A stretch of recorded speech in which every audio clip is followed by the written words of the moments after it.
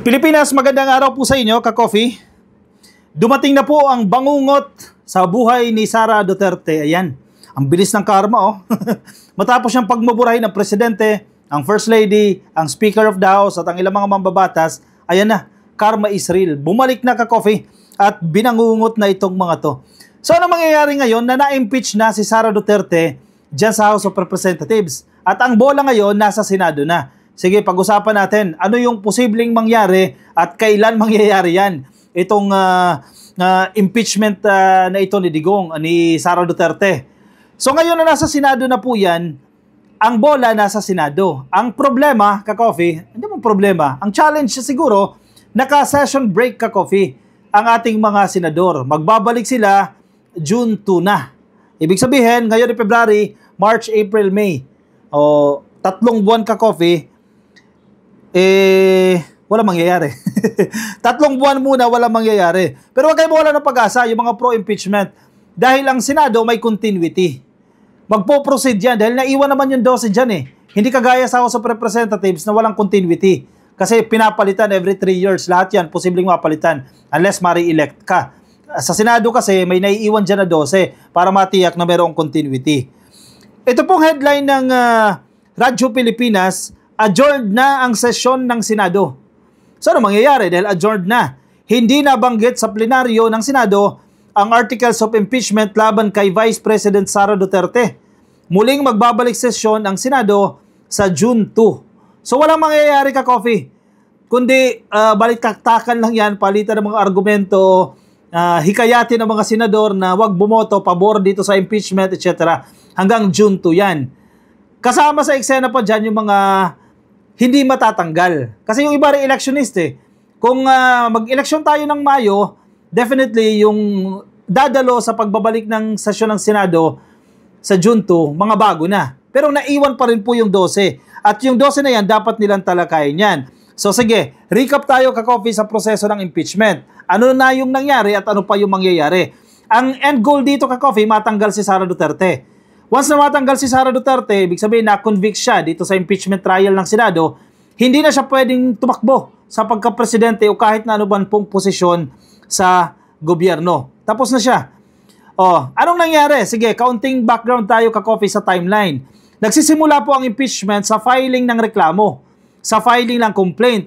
Na nangyari na, ka-coffee, pwede po yung i-file ng isang miyembro ng House of Representatives or ng private citizen na i-endorse naman ng mga miyembro or kung sino man pong miyembro ng House of Representatives. Tapos na po yan.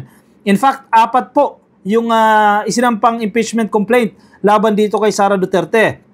Supposedly, i-review yan if the complaint is sufficient in form and in substance. Wala na pong nangyaring ganyan. Na-skip na po yan at nag-proceed na sila doon sa third step, yung House plenary vote na nangyari po yan kanina. We were all surprised, ka-coffee, sa nangyari. Nagulat na lang tayo pag check natin ang news feed. Ayan na, impeach na si Sara Duterte dyan sa House of Representatives. At kinakailangan po dyan, 1/3 po ng House members aprubahan po itong impeachment para po ma-endorso na yan sa Senado. At nangyari nga yan, ka-coffee. In fact, more than 75% nga nakuha nila dyan eh. O more or less around that figure, no? 200 plus lawmakers. Imaginein mo, out of 200 ilan yan? 260 or 270 miyembro ng House, 200 plus ang pumabor na i-impeach yang si Sara Duterte. So ano na mangyayari ngayon? Dinala na po yan sa Senado. At ang Senado po ang magiging, kumbaga, hukom.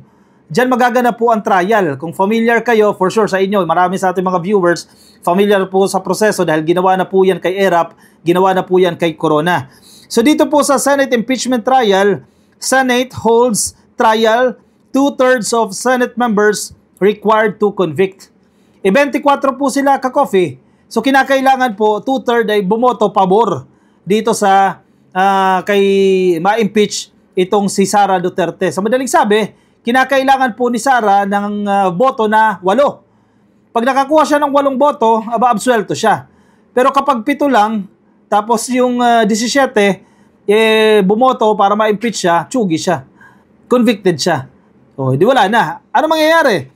Matatanggal siya sa pwesto niya. Yung removal from office.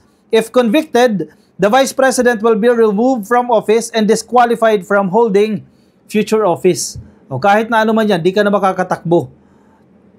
Yan ang kinakagalit ngayon ng mga DDS. Alam mo kung bakit? Wala na yung pangarap nila, 2028. Diba? So, gano'ng katagal yan usually ka-coffee? So, ito na. Kumbaga, patay na oras na yan. 3 buwan, patay na oras na yan. Kasi February, March, April. Actually, 4, no? Kasi kakasimula lang ng February. February, March, April, May. Wala mangyayari sa 4 na buwan na yan. Kasi naka-break nga ang Senado. In fact, hindi nga napag-usapan yan. Wala nga rin sa agenda yan. Kanina sa plenary, no? Hindi rin nila napag-usapan yan.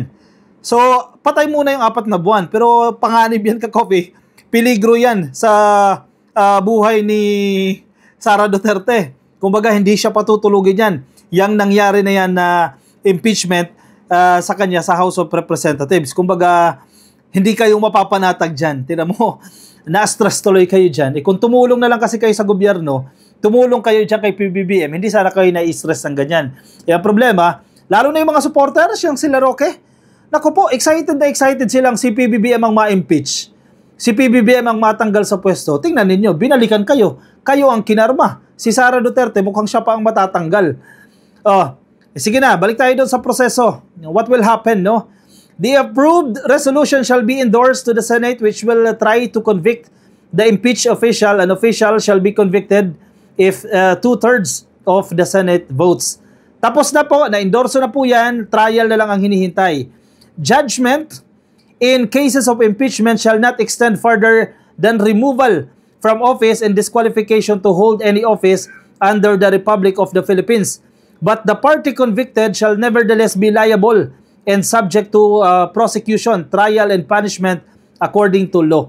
Swerte ni Inday, hindi siya makukulong. Diba? Kung ma-convict man siya dyan, hindi siya makukulong. Matatanggalan siya sa pwesto. At hindi na siya pwedeng humawak ng kahit na anuman pong posisyon. Malaking problema sa kanila kasi sabi niya, tatakbo siya sa pagka-presidente. Diba?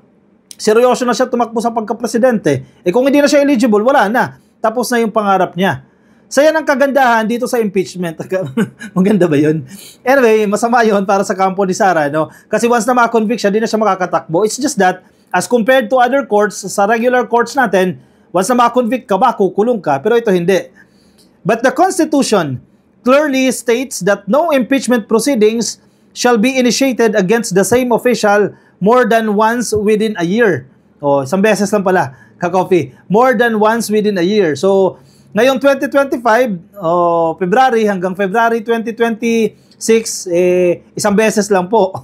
Kung gusto nila, another impeachment trial, di ba, umabasura yan ka-coffee within this year, kailangan patapusin muna isang taon and then they file another impeachment complaint. Joseph Estrada was the first Philippine president to be impeached by the House of Representatives. Sana yan? By the House of Representatives in 2000 due to charges of bribery and corruption. Matindi naman kasi yung kay-erap na yan ka-coffee, no? Yan, na-impeach po siya ng Kongreso. However, his impeachment trial in the Senate in 2001 was aborted after senators rejected the presentation of an envelope that supposedly contained evidence against Estrada. The said envelope reportedly contained a letter from the former president to a bank official requesting that he be allowed to open the account under the name of Jose Velarde. Kung naaalala nyo pa yan ka-coffee, kung natatandaan nyo yan ka-coffee. The rejection of evidence prompted a walkout from the prosecutors and eventually resulted in the second people power. But the same charges were filed against him at the anti-graft court. Controversial ka-coffee yung kay Erap and eventually natanggal din naman siya dyan sa kanyang pwesto, no? Kaya si Gloria, swinerte, di ba? Vice-presidente siya that time, swinerte siya. Nakuha niya yung remaining terms ni Estrada, and then, tumakbo ulit siya, and then nanalo, and then 6 years again yan. So, kaya matagal-tagal si Gloria na nakapwesto dyan. After Estrada, other top officials were also impeached, including former Ombudsman Merceditas Gutierrez, former Supreme Court Chief Justice Renato Corona in 2011, and the former Commission on Elections Chairperson Andres Bautista in 2017. Kasi ang mga nasasubject ka-coffee sa impeachment trial, impeachment proceedings, yung hindi naman lahat ng opisyal ng gobyerno, no? Mostly yung matataas na opisyal ng gobyerno, gaya ng presidente, vice-presidente, ito, Chief Justice, Ombudsman, at mga chairperson ka-coffee ng constitutional commissions, yung COMELEC, Civil Service at ng COA.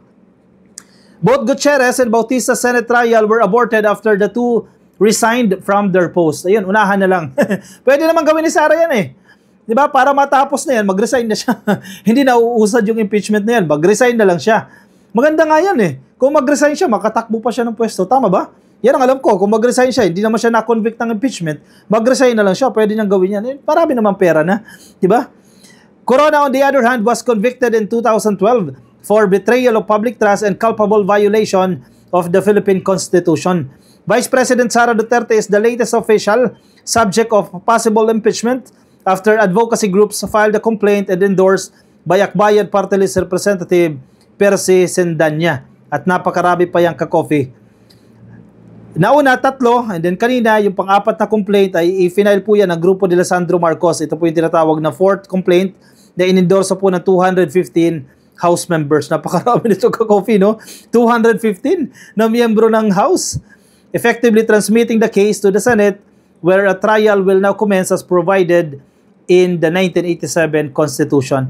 Wala pa tayong detalye kung paano ba yan. Kung maghihintay ba tayo dyan, ano bang mangyayari dyan, dahil nakabreak ang sesyon, etc. Antabay pa tayo kung ano yung magiging next move dyan, ano yung magiging susunod na proseso dyan dito sa impeachment na ito kay Sara Duterte. Pero magandang development ito para sa mga nananawagan na matsugi si Sara Duterte sa kanyang pwesto. Malaking bagay po yan.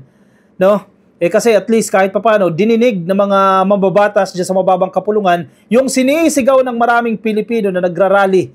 Yung resulta ng survey na gustong mapanagot itong si Sara Duterte sa mga pinaggagawa niya. Actually, unexpected ito.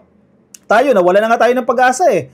Kung mapapansin niyo sa mga previous vlogs natin, medyo nainis na nga tayo sa House of Representatives eh. Sa opisina ni Reginald Velasco eh. Kasi pinatagal nila yan eh. Diba? Hindi yan umusad dyan eh. Buti na ngayon, bago mag-break ang sesyon, naihabol yan. Buti na lang.